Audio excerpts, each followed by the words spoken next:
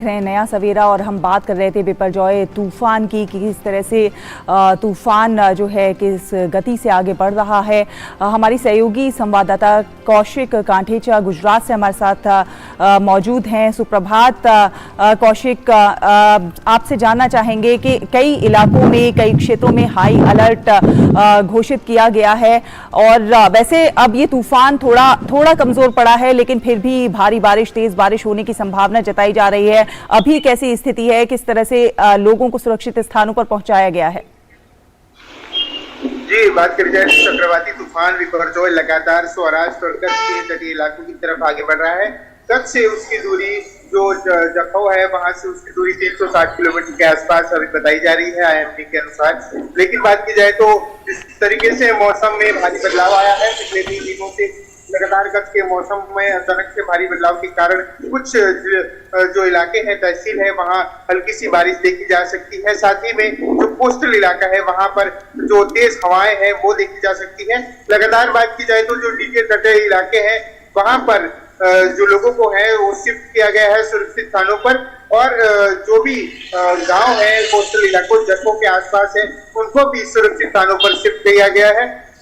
गुजरात सरकार और केंद्र सरकार की यही एक मुहिम है कि हम आपदा को रोक तो नहीं सकते, लेकिन आपदा से जितनी कम नुकसान हो वो हताहत कम हो उस पर ज्यादा जोर दिया जा रहा है। साथ ही में बात की जाए तो प्रधानमंत्री भी मॉनिटर कर रहे हैं कि साइक्लोन की वजह से क्या इफेक्ट आ सकता है, किस तरीके से आपदा के कार्य जो है वो धीरे धीरे दिशा निर्देश दिए जा रहे हैं। कौशिक, क्योंकि ज़रूरी नहीं होता हर बार कि साइक्लोन यानी चक्रवात समुद्र तट से टकराए, लेकिन उसकी विभीषिका के बारे में जानते हुए तमाम एहतियाती कदम तो बढ़ते जा रहे हैं। लेकिन समुद्र तट के पास जो निचले इलाके हैं वहाँ से लोगों को कैसे विस्थापित किया जा रहा है, और साथ ही साथ जो आश्रय घर बनाए गए हैं वहाँ किस तरह की सुविधाएं हैं, कैसे राज्य सरकार केंद्र सरकार के साथ मिलकर मिशन मोड में काम कर रही है इस आने वाली अगर कोई विपदा होती है उससे निपटने के लिए?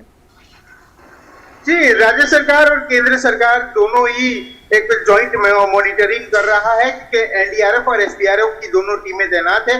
साथ ही में लोकल एडमिनिस्ट्रेशन है वो जो तटीय इलाके हैं वहां से लोगों को सुरक्षित स्थानों पर पहुंचाने के लिए बसेस की व्यवस्था कर रहा है, और बसेस में जो है लोगों को सुरक्षित स्थानों पर ले जाया जा रहा है। वहां पर शेल्टर होम बनाए गए हैं, वहां पर खाने और पीने के पानी से लेकर जो सुविधाएं मूलभूत जो सुविधाएं देनी चाहिए वो मुहैया करवाई जा रही है। साथ ही में बात की जाए तो जो माइग्रेटिव वर्कर्स हैं उनके लिए भी शेल्टर होम बनाए गए हैं, क्योंकि कच्छ में कंडला और मुंद्रा मेजर पोर्ट है, वहां हमारे पर माइग्रेटिव वर्कर्स बहुत रहते हैं, उसको लेकर भी ध्यान रखा गया है। हालांकि बात की जाए तो NDRF की टीमें हैं वो दो जगह पर तैनात है, ईस्ट और वेस्ट कच्छ में, और SDRF की भी 2 टीमें हैं वो कच्छ के 2 इलाकों में तैनात है। कौशिक, एक चीज और भी समझने वाली होती है कि जब इस तरह की कोई आपदा आती है जिसमें पेड़ गिरते हैं, बिजली के करंट का कहीं ना कहीं बहुत नुकसान झेलना पड़ता है, ऐसे में जो आम जनता है उसको इन नेचुरल कैलामिटीज जो कि आप प्राकृतिक आपदाएं उनके प्रति जागरूक करना भी राज्य प्रशासन का काम है।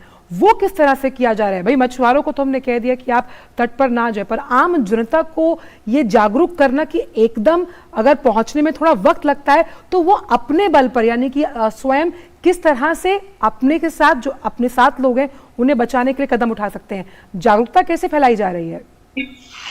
जी, पिछले 2 दिन से गुजरात सरकार के मंत्री और गुजरात सरकार के MLAs और लोकल प्रशासन है वो गांव-गांव जाकर जो कोस्टल इलाका तटीय इलाका है वहां पर जाकर जो गांव के प्रधान हैं उनके साथ बैठक कर रहे हैं। साथ ही में बात की जाए तो गांव वालों को वहां पर इकट्ठा करके समझाया जा रहा है कि किस तरीके से अगर आपदा आती है, जो ये साइक्लोन तूफान चक्रवाती वहां के तटीय इलाकों में टकराता है, तो किस तरीके से उनको अपना बचाव करके जो सुरक्षित स्थानों पर रहना है, किस तरीके से जो अपनी जो घर के जो सामान है, जो जरूरतें हैं उनको हिसाब से कैसे लेकर शेल्टर होम के अंदर जाना है। बात की जाए तो सोशल मीडिया और लोकल एडमिनिस्ट्रेशन है वो कहीं ना कहीं जो निचले इलाके हैं वहां पर पहुंचकर दिशा निर्देश भी दे रहे हैं और गांव वालों को भी समझा रहे हैं कि साइक्लोन से कैसे बचा जाए। जी, और इसलिए हम देख पा रहे हैं कि जहाँ पर आप खड़े यहाँ पर भी तेज़ हवा चल रही है। अपना ख्याल रखिएगा कौशिक, बहुत बहुत शुक्रिया